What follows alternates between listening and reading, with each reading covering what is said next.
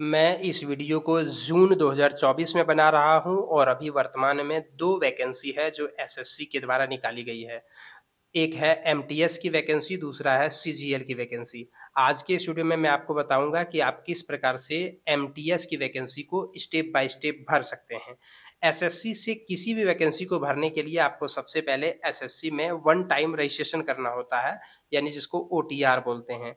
और उसके लिए आपको यहीं पर क्लिक करके और यहाँ रजिस्टर नाउ के ऊपर क्लिक करना होता है। अगर आपने रजिस्ट्रेशन कर लिया है तो आपको यहाँ पर रजिस्ट्रेशन नंबर, पासवर्ड डाल करके लॉगिन करना होता है और उसके बाद फॉर्म भरना होता है। तो एसएससी में रजिस्ट्रेशन कैसे करना है, इसके लिए अलग से हमारे चैनल पर एक वीडियो है, आप उसे देख लें।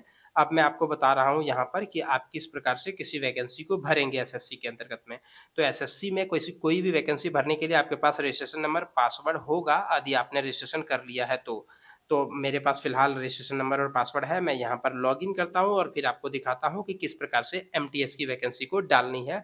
आप स्टेप बाय स्टेप देखें ताकि आपको दिक्कत ना हो इस फॉर्म को डालने में। तो मैं यहाँ पर रजिस्ट्रेशन नंबर, पासवर्ड और ये कैप्चा कोड को यहाँ पर डाल करके लॉगिन करता हूँ। एसएससी में लॉगिन करने के बाद आपके सामने इस प्रकार से सबसे पहले ऊपर में पर्सनल डिटेल दिखेगा और उसके नीचे में कौन-कौन सी अभी लाइव एग्ज़ामिनेशन है वो दिखेगा। जैसे यहाँ पर आप देख सकते हैं एमटीएस और यहाँ सीजीएल। तो मैं फ़िलहाल यहाँ पे अभी एमटीएस अप्लाई करूँगा, तो मैं इसको थोड़ा-सा ऊपर कर लेता हूँ। ऊपर करने के बाद यहाँ पर आप देख सकते हैं कि एमटीएस जो वैकेंसी है उसके बारे में पूरी डिटेल आपको दिख जाएगा।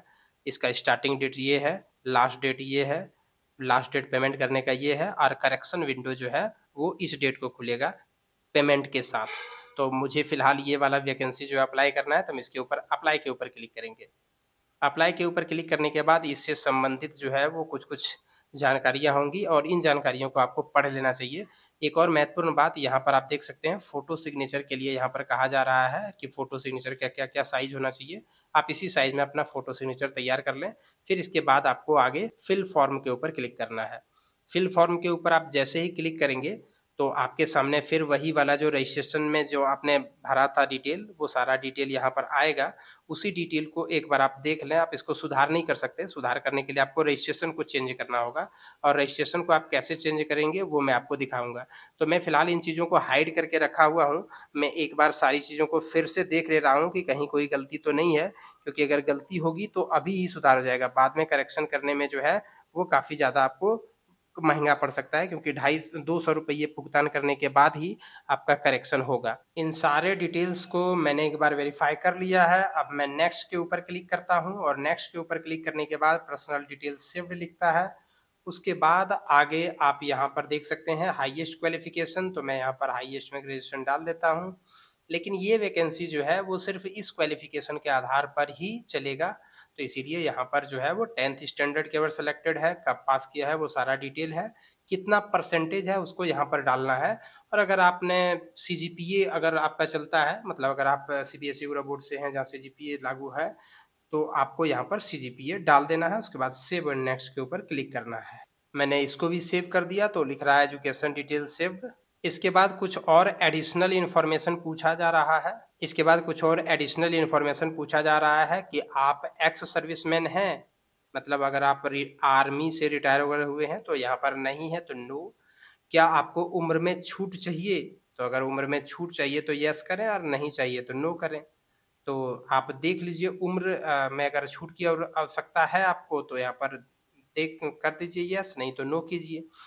एससी-एसटी को 5 साल की छूट दी जाती है, ओबीसी को 3 साल की छूट दी जाती है और इसके अलावे अलग-अलग वैकेंसी में जो नोटिफ़िकेशन के अनुसार से जैसे होता है, उसी प्रकार से यहाँ पर भी होता है। मेरे केस में फ़िलहाल उम्र में छूट की आवश्यकता है, अगर हम नो करेंगे तो फिर नहीं हो सकेगा। मेरे केस में छूट की आवश्यकता है तो येस करते हैं और यहाँ पर हम ये वाला अप्लाई कर देते हैं और उसके बाद ये पूछ रहा है कि क्या do you want to make your personal information available for accessing job opportunity in terms of DOPT OM, इतना मतलब ये पूछ रहा है कि क्या आप अपने पर्सनल इन्फॉर्मेशन को अन्य जगह पर शेयर करना चाहते हैं जॉब अपॉर्च्युनिटी के लिए, तो आप यस नो जो लगता है वो कर सकते हैं, लेकिन मेरे ख्याल से यस कर देना चाहिए ताकि आपको जॉब से रिगार्डिंग जो है वो कुछ-कुछ इन्फॉर्मेशन मिलते रहे। तो यहाँ पर यस कर दीजिए, उसके बाद सेव एंड नेक्स्ट के ऊपर क्लिक कीजिए। सेव एंड नेक्स्ट के ऊपर क्लिक करने के बाद इसी प्रकार से मैसेज आ जाएगा। अब यहाँ पर एग्ज़ामिनेशन सेंटर के बारे में पूछा जा रहा है कि कौन-सा एग्ज़ामिनेशन सेंटर वगैरह लेना है और कौन-सा पद जो है वो आपको लेना है। तो यहाँ पर आपको क्या भरना है, सबसे पहले आपको अपना एग्ज़ाम सेंटर सेलेक्ट करना है।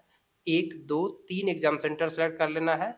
एग्ज़ाम आप किस मीडियम में देना चाहते हैं, हिंदी मीडियम में या अंग्रेजी मीडियम में, तो मैं यहाँ पर जो है वो हिंदी मीडियम सेलेक्ट कर लेता हूँ। ये तो पीडब्ल्यूडी कैंडिडेट के लिए, ये आपको नहीं भरना है, ये भी पीडब्ल्यूडी कैंडिडेट के लिए, ये भी आपको नहीं भरना है। Do you have physical limitations, ये भी पीडब्ल्यूडी के कैंडिडेट के लिए है, तो ये भी आपको नहीं भरना है। इसके बाद यहाँ पर जो है वो अलग-अलग जो है वो प्रेफ़रेंस ऑर्डर दिया गया है जिसको आपको भरना है। Filling of all boxes is mandatory. However, if you want to give limited preference, then enter X in remaining box. सभी बॉक्सेस को भरना अनिवार्य है, लेकिन अगर आप कुछ बॉक्स को नहीं भरना चाहते हैं तो वहाँ पर आपको X देना होगा, ये वाला चिन्ह आपको देना होगा। जैसे अगर आप हवलदार चंडीगढ़ के लिए तो यहाँ पर 11 भरिएगा। ठीक इसी प्रकार से आप देख सकते हैं कुल मिलाकर के जो है वो 72 11 से लेकर के 72 तक है, जिसे आप यहाँ पर भर करके और सेव नेक्स्ट करेंगे। ये एक मुश्किल और टफ काम है कि आपको 11 से लेकर के 72 नंबर तक इन सभी बॉक्सेस में भरना है। कौन-सा मतलब आपको 11 से लेकर के 72 कैसे भरना है वो समझिए। जैसे अगर आपको जो है वो जॉब चाहिए झारखंड में, रांची में हवलदार पोस्ट के लिए, तो आप 28 भरिए सबसे पहले। फिर अगर कोलकाता में चाहिए सेकंड प्रेफ़रेंस आपका तो यहाँ पर 29 भरिए। लेकिन अगर आपको हवलदार वाला में नहीं बल्कि एमटीएस वाला झारखंड में चाहिए तो आपको 31 भरना है। एमटीएस झारखंड 31 भरना है आपको। आप जिस प्रकार से करें, जैसे आप सबसे पहला जो राज्य सेलेक्ट करेंगे वो झारखंड, उसके बाद बिहार, उसके बाद अन्य कुछ, तो झारखंड के लिए जो यहाँ पर है वो 31 कोड नंबर है। फिर इसी प्रकार से बिहार के लिए यहाँ पर कोड होगा कुछ दिया हुआ, 24 है बिहार के लिए, उत्तर प्रदेश के लिए 25 है। इसी प्रकार से अलग-अलग कोड नंबर है, उसी कोड नंबर को यहाँ पर भरना है प्रेफ़रेंस में आपको, उसके बाद सेव नेक्स्ट के ऊपर करना है। तो मैं यहाँ पर इन सभी प्रेफ़रेंस वगैरह को भर करके उसके बाद सेव नेक्स्ट के ऊपर क्लिक करता हूँ। इस कॉलम को भरने के पूर्व आप जो है वो अपने नोटिफ़िकेशन को ओपन कीजिए और वहाँ पर सबसे लास्ट में चले जाइए, पेज नंबर 80 और पेज नंबर 79, ये दोनों पर जो है वो कोड और राज्य का नाम दिया गया है। आप जिस पद के लिए डाल रहे हैं, एमटीएस पद के लिए डाल रहे हैं तो एमटीएस वाला पर आपको ध्यान देना है, और हवलदार के लिए तो हवलदार पर देना है, दोनों के लिए डाल रहे हैं तो दोनों आपको यहाँ पर भर देना है। मैं सिर्फ एमटीएस के लिए डाल रहा हूँ तो एमटीएस, और जिसमें नहीं डाल रहा हूँ उसमें कट के ऊपर क्लिक कर एक्स एक्स एक्स दे देता हूँ, और अब मैं सेव एंड नेक्स्ट के ऊपर क्लिक करता हूँ। आप देख सकते हैं एडिशनल इन्फॉर्मेशन सक्सेसफुली सबमिटेड। अब आपको क्या करना है कि लाइव फ़ोटो लेना है और यहाँ पर सिग्नेचर को अपलोड करना है। तो मैं सिग्नेचर को अपलोड कर लेता हूँ, और लाइव फ़ोटो जो है वो आप अपने कंप्यूटर पर भी ले सकते हैं या फिर मोबाइल पर आप एक ऐप डाउनलोड करेंगे, माई एसएससी ऐप, ये वाला जो आपको दिख रहा है, इस ऐप को डाउनलोड करेंगे, उसमें अपना आईडी पासवर्ड से लॉगिन करेंगे और वहाँ पर आपको फ़ोटो कैप्चर करने का ऑप्शन आ जाएगा, तो फिर आप वहाँ से फ़ोटो कैप्चर कर लेंगे। मैं भी मोबाइल से ही कैप्चर करूँगा क्योंकि लैपटॉप पर उतना क्लियर पिक्चर नहीं आ पाता है। फ़ोटो कैप्चर करेंगे और सिग्नेचर अभी अपलोड करेंगे, और उसके बाद सेव एंड नेक्स्ट के ऊपर क्लिक करेंगे, फिर पेमेंट करेंगे, ये प्रक्रिया खत्म हो जाएगी। तो मैं यहाँ पर सिग्नेचर को अपलोड करता हूँ और उसके बाद फिर लाइव फ़ोटो के ऊपर कैप्चर करके मैं लाइव फ़ोटो भी ले लेता हूँ, उसके बाद मैं आपको दिखाता हूँ। फ़ोटो सिग्नेचर अपलोड करने के बाद जैसे ही सेव एंड नेक्स्ट के ऊपर क्लिक करेंगे, आपके सामने सारा डिटेल एक बार पुनः आ जाएगा। एक बार पुनः आपको वेरीफ़ाई कर लेना है, और वेरीफ़ाई करने के बाद फिर से सेव एंड नेक्स्ट के ऊपर क्लिक करना है।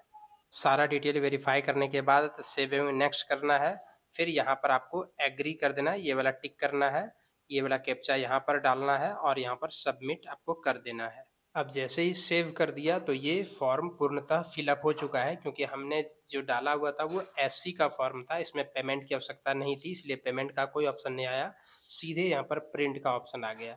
अन्यथा पेमेंट का ऑप्शन आता, तो हम यहाँ पर से प्रिंट कर लेंगे इस आवेदन को।